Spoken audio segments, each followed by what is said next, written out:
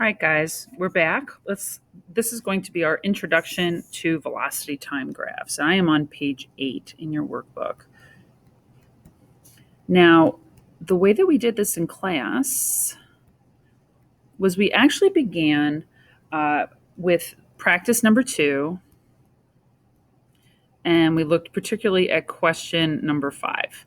Right, there were 6 graphs there, and the original question was that you had to rank them and for displacement and distance. But I used them this time. This was graph A. And let's put B also next to it.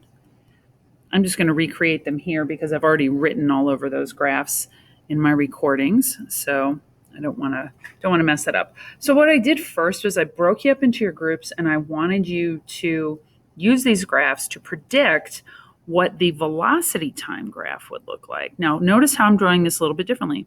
The velocity time graph is a first quadrant and a fourth quadrant graph, and the positive velocity is in the first quadrant, negative velocity would be in the fourth quadrant. And I wanted you to be able to translate these graphs or translate an xt graph to a vt graph.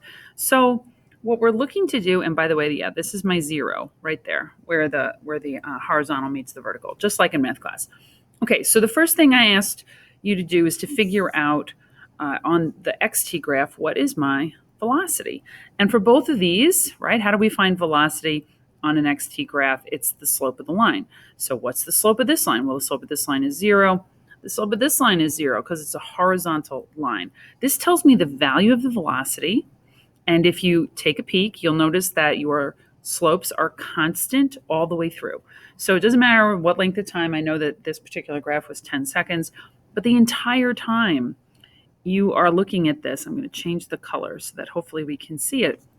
When I graph this here, I want it to be 0. All right, so if I translate that, I have a velocity graph of 0. Easy peasy, right? So then we started looking at some of these other ones. All right, so C.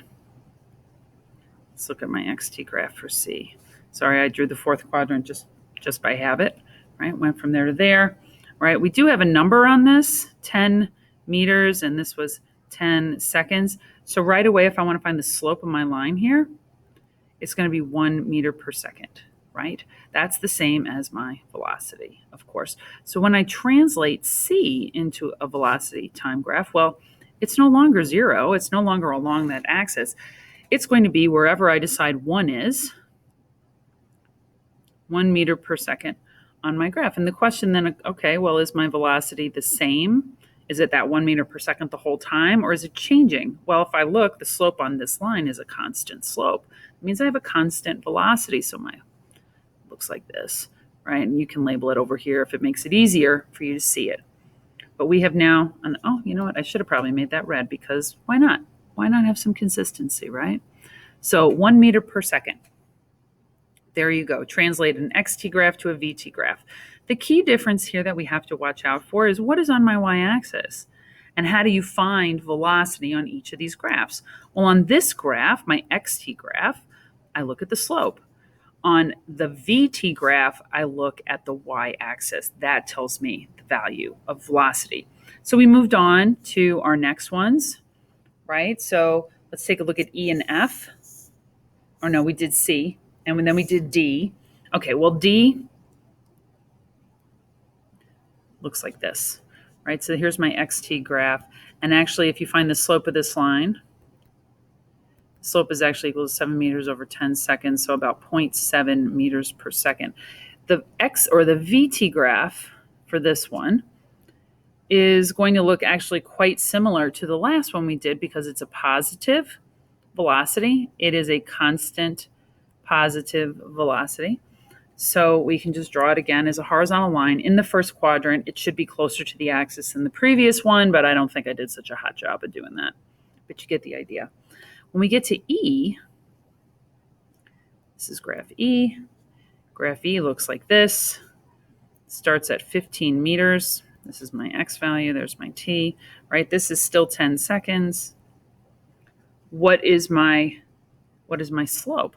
Well, my slope is actually going to be negative 1.5 meters per second when I find it, right? I'm going to do 0 minus 15 over 10 minus 0, and I'm going to get negative 1.5 meters per second, right? Change in y over change in x, which is my velocity value. So when I do this particular one, let's change back to red. I want to be in the fourth quadrant. It is still a flat line because my slope is constant, which means my velocity is constant and it is not changing. I'm hoping you're starting to see the pattern here. Now, what about this last squiggly one? Letter F. Letter F. Okay, so letter F goes like this and then goes down like that. I know we did the math for these. This one worked out to be like 3.3 meters per second. This is my X, that's my T, right? And then this one went from 10 to 5. So we had a change of negative 5 divided by 7 seconds, which is negative 0.71. All right, so if I want to graph this, I'm going to need to put them both on my graph. My first one, 3.3, is going to be positive. Oh, I should make that red, sorry. Keep forgetting. All right, let's make that red. All right, so there's my 3.3. This will take us up to 3 seconds. And then down here, negative 0.71, that should certainly be closer to the horizontal axis. And feel free to connect with something that looks a little bit like a stair step. All right, so here's my 3.3 meters per second, not changing. And then here's my negative 0.71 meters per second, slope not changing. So what I wanted you to figure in terms of a pattern for this, now let me just double check and see. Page 10 is also blank. Excellent. I will just go over there. Now, granted, you should be able to squish this a little tighter. I'm just the one who's writing with a stylus on a screen. I want you to make sure you have some space. Okay, so really what I want you to notice are the patterns that you see. If your xt graph looks like this, whoops, that means that your velocity is 0. So your vt graph should look like this. If your xt graph does this, that means you have a positive velocity. You should have a positive horizontal line in the first quadrant. If you've got a negative slope on your xt graph, that translates to a fourth quadrant vt graph. That's how we do negative velocity.